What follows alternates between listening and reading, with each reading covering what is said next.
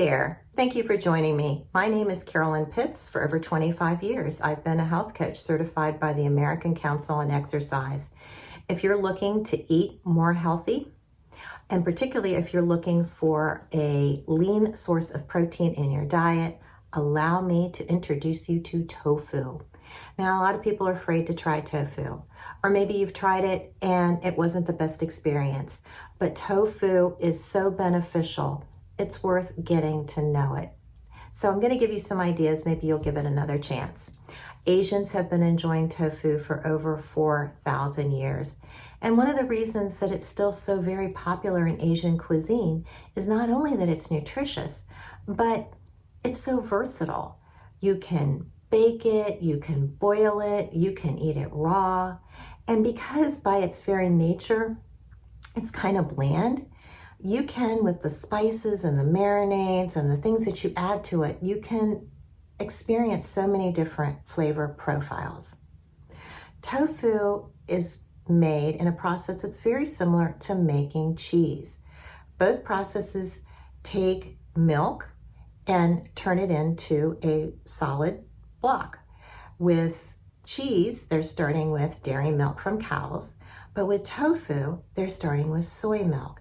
And that's made by taking dry soybeans, soaking them in water, pressing them, pulverizing them, taking the liquid that's extracted from all that, adding a coagulant either from calcium or magnesium, forming it into the block, and then pasteurizing it to kill all the bacteria. Different production methods, particularly looking at where the soybeans were grown or the chemicals that they use as coagulants, are going to give it a slightly different texture and flavor. So just like you have your favorite brand of whatever, it's worth trying different brands of tofu to find out which one you like best. Let's talk about tofu from a macronutrient perspective. And remember from prior videos, macronutrients are the proteins, the carbs, and the fats in any food. So starting with the proteins, from a protein perspective, tofu has all 9 of the essential amino acids.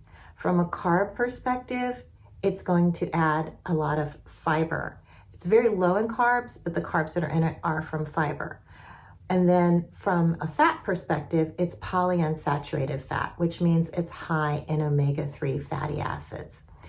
Vitamins and minerals, B1, B2, B3, B5, B6, K, and minerals, iron, potassium, zinc, magnesium, which is good for your bones, phosphorus, copper, selenium, magnesium, and calcium. I think the calcium content is going to vary depending on how the tofu was made. Health benefits. It's really good for your heart.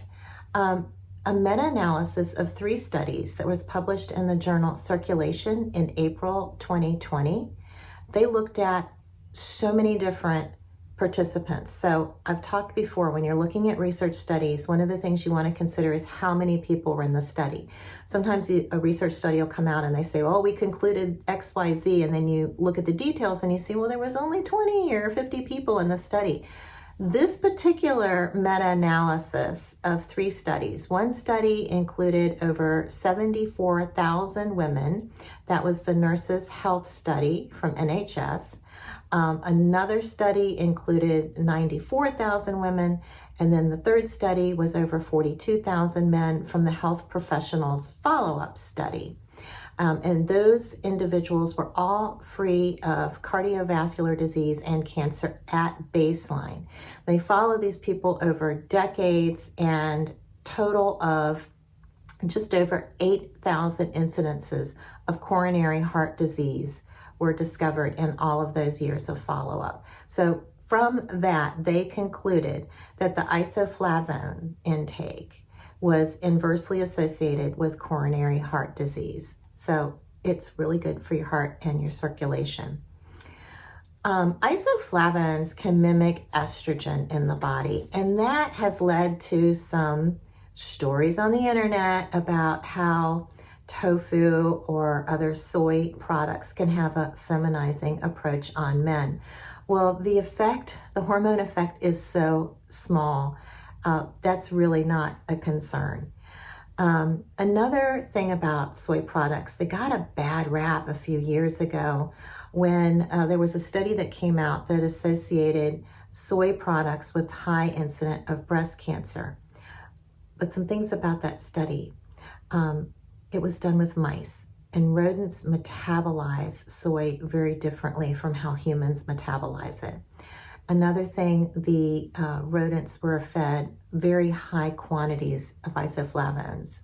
So the American Cancer Society actually recommends soy as a safe and healthy product. Now, there are certain situations where soy should be avoided, and those would be if you have an allergy to soy, if you have an estrogen-sensitive breast tumor, or you're taking warfarin, or you're taking medication for your thyroid.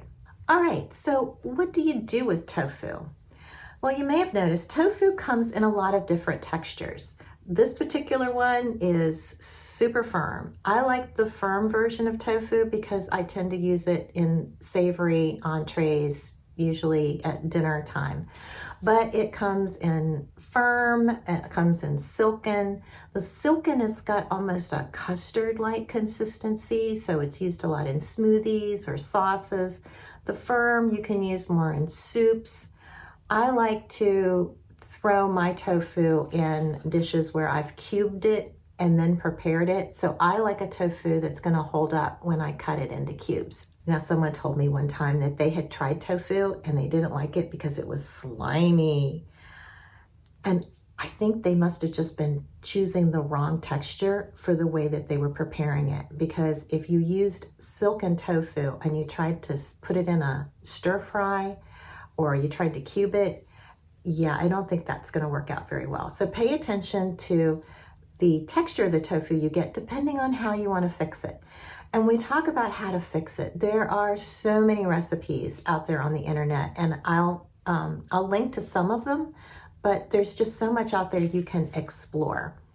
For me, I like to cut it into cubes and bake it in the oven. And then after I bake it, sometimes I will put it in a bowl and add a little barbecue sauce and toss it and then just plate that, maybe with a slaw.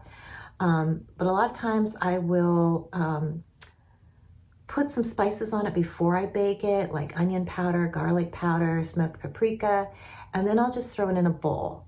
I do a lot of bowls where I'll take a protein like tofu, a grain like quinoa or farro, and vegetables, either raw lettuce or spinach or roasted radishes or roasted sweet potatoes or just whatever I have on hand, broccoli, cauliflower, and just put it all together in a bowl with a homemade dressing like a tahini dressing. That's one of my favorite ways to fix dinner. But I also love tofu scrambled, and there's tons of ways that you can do that. But it's so quick and easy because basically you're just going to put the whole block of tofu in the skillet, use your spatula to break it up, add some spices, certainly some nutritional yeast, gotta have your nooch on there, and dinner's ready in no time. Now, a hack that I learned that I use occasionally that can give tofu a little bit more of a meat-like texture is when I get home from the grocery store, I pop the whole package just as it is in the freezer and leave it overnight. Take it out the next day, transfer it to the refrigerator, let it thaw out in the refrigerator. It'll take a few days. And then when you cook it, because you've frozen the liquid part of the tofu, it adds a different texture and it's a little bit more meaty. But I want to share, and this is a point that came from my friend Brigitte over on the Vegan Family Kitchen channel. Stop thinking of tofu as a meat replacement. It is a lot more similar in texture, in mouthfeel, and taste to things like fresh white cheese and hard-boiled egg whites. If you're going to use tofu as a meat replacement in your meal, don't expect it to taste like meat. If you're expecting tofu to taste like chicken, you're going to be disappointed. Enjoy tofu for the rock star qualities that it has inherent. It's not like meat. And some of the ways it's not like meat, it's not loaded with saturated fat, it's not loaded with cholesterol, it doesn't come with growth hormones. So the things that distinguish it from meat are actually pretty beneficial. And the final point I want to make about tofu, and I've talked about this in some of my other videos, preparation matters. So I mentioned you could bake tofu, you could boil it, you could eat it raw, but you could also batter dip it and deep fry it. And so depending on how you prepare it is going to affect the nutritional benefit and the health profile that it's bringing to your diet. And then another thing to consider, there are products on the shelf where the tofu has already been flavored. It's been marinated, or it's had some spices added to it. Check your labels, because some of those sauces that could have been added may be great and a real time saver, but they may also have a high sodium content. So check your labels. If you have questions or comments, please feel free to scroll down and leave those for me.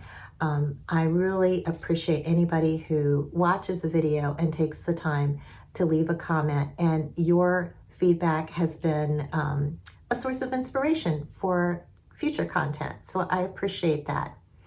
And if you like this type of content, I would invite you to join my intention circle by going to intendwell.us and entering your email address. Every Friday morning, I will send you a short newsletter with my content for the week, and often a little bonus extra just for people who are members of the Intention Circle. It's free and you can unsubscribe at any time. Thank you so much for your attention today. I appreciate it. Have a beautiful day, and remember to intend well.